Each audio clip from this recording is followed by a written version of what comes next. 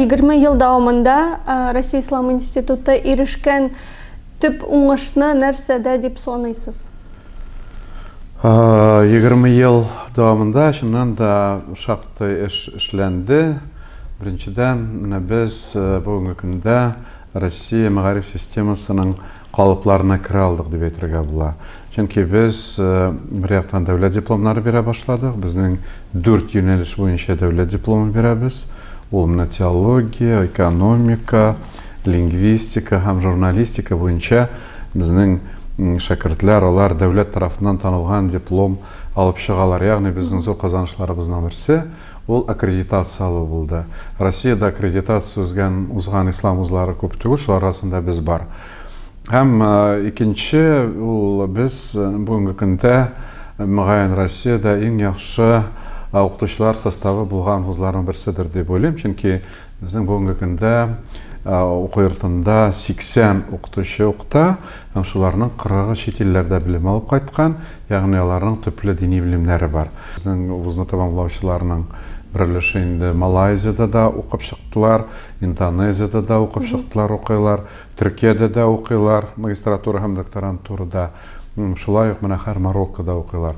Ягъни безнең бакалаврлар инде магистратурага анда кирә алалар икән, димәк безнең бакалавриат инде шактый югары халык ара дәрәҗәдә дип әйтергә була. Ул чыннан да яхшы күрсәткеч.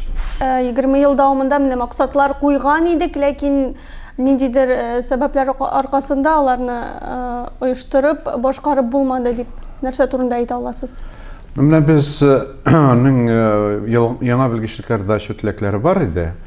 Ләкин бүгенге көндә яңа белгечлекләр ачу шактый авыр. Ул кадрлар ягыннан, кадрларның кытлыгы, нары финанс мәсьәләләре. Мөгаен кимчелек тә дип әйтеп булмас инде. Без, мәсәлән, ислам хокукы буенча юнәлеш ачырга кирәк дип саныйбыз. Аннан соң менә педагогиканы нинди дә булса рәвештә безнең уку йортына кертергә кирәк, чөнки бүгенге көндә кайбер мәктәпләрдә профессиональ белем, мәсәлән, ул лингвистика, гарәп телен укыту өчен, инглиз телен укыту өчен ул педагог белеме дә булырга тиеш. Менә бу юнәлештә шул теологларның дин нигезләрен укыту өчен мәктәпкә кертер өчен аларның педагогик белемнәре дә булырга тиеш. Бәлки менә алга таба педагогика һәм менә шушы хокук буенча яңа юнәлешләр ачу хакында уйларбыз. Без ул хакта уйлаган идек. Менә ул барып чыкмады әлегә. Шулай ук без менә экономика буенча магистратура ачып өлгермәдек бу 20 ел эчендә. Журналистика буенча шулай ук җыйнган идек, но иншалла закламый ачарбыз. Республика күләмендә 1511 мәчет теркәлгән. Һәм аларның 60-ы дип әйтик, бүгенге көндә имамнар булмау сәбәпле бикле тора, һәм 700-гә якын муллаларның гомумән дини белемнәре юк дип шундый сүзләрдә яңгырады.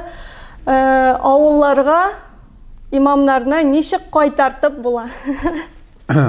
Ул менә без махсус түгәрәк сталиштырган идек, анда Диния нәзарәтенең дә менә мөфти орынбасарлары катнашты.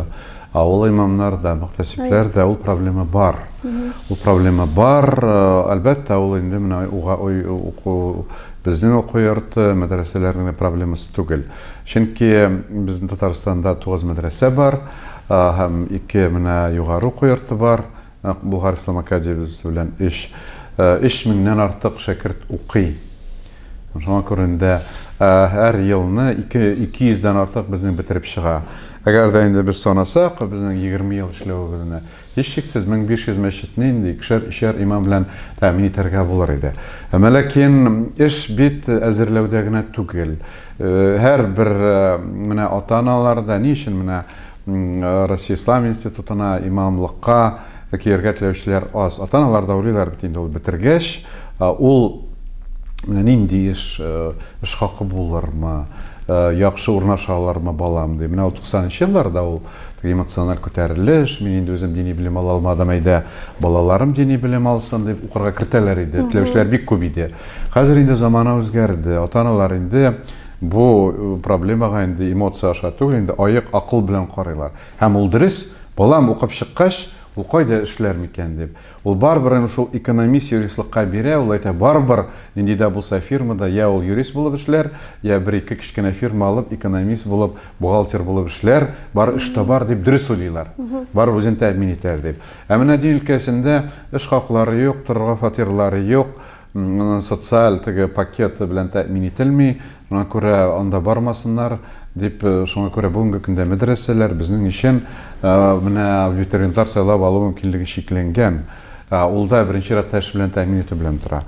Әлбәттә, менә бүгенге көндә мәчетләрне имамнар белән тәэмин итү проблемасы ул комплекслы проблема. Инде ул менә аларны эш хакы белән ничек тәэмин итәргә? Аны дини нәзәрәте генә тәэмин итә алмый. Дәүләт бүгенге көндә муллаларга эш хакы бирә алмый, чөнки дин безнең дәүләттән аерылган. Бүгенге көндә менә байлар, бизнесменнар, тәэмин итәргә торучылар шулай ук аз. Алар нинди дә булса, шул ярым ялангач бер актрисага концерт оештырып, үзләренә нинди дә булса реклама ясау, алар өчен җиңелрәк мөгаен. Бу инде теге менә дини халәтнең дә шактый түбән булуын күрсәтә. Ә менә бүгенге көндә кызганычка каршы имамнарга теге даими аларны эш хакы белән тәэмин итерлек, фатир белән андый мөмкинлекләр бүгенге көндә менә бигрәк тә кичкенә теге авылларда урта мәктәбе булмаган, балалар бакчасы булмаган авылларда авыр дип әйтер идем мин. Анда халык аз, мәчеткә садака аз керә. Шуңа күрә имамны тоту мөмкинлеге юк, мәхәлләле яңа гына формалашып килә, имамны без тотарга тиеш дигән аң авыл халкының үзендә булырга тиеш. Инде ул аны тоту авыл халкы өчен зур проблема да түгел, теләк булса. Революцияга кадәр ул проблема булмаган бит инде.